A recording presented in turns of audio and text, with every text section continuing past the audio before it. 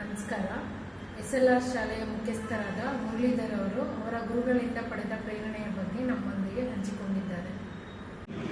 ನನ್ನ ಹೆಸರು ಮುರಳೀಧರ್ ಅಂತೇಳಿ.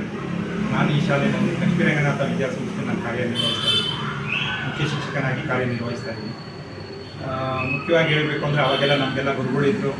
ಅವರ ಒಂದು ಮಾರ್ಗದರ್ಶನ, ಅವರ ಒಂದು ಇದರ ಮೇಲೆ ನಾವಿವಾಗ ಒಂದು ಶಾಲೆಯಲ್ಲಿ ಕೆಲಸ ಮಾಡೋದಕ್ಕೆ ಭಾಳ ಸಹಕಾರಿಯಾಗಿತ್ತು.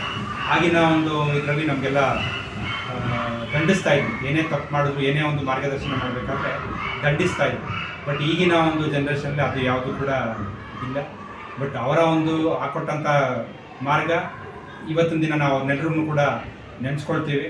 ಒಂದು ಗುರಿ ಸಾಧನೆ ಮಾಡಬೇಕಾದ್ರೆ ಒಂದು ಗುರು ಬೇಕು ಅಂತ ಇರುತ್ತಲ್ಲ, ಆ ಒಂದು ಇದರ ಮಟ್ಟಿಗೆ ನಾವು ಕಾರ್ಯವನ್ನು ನಿರ್ವಹಿಸ್ಕೊಂಡು ಹೋಗ್ತಾ ಇದ್ದೀವಿ.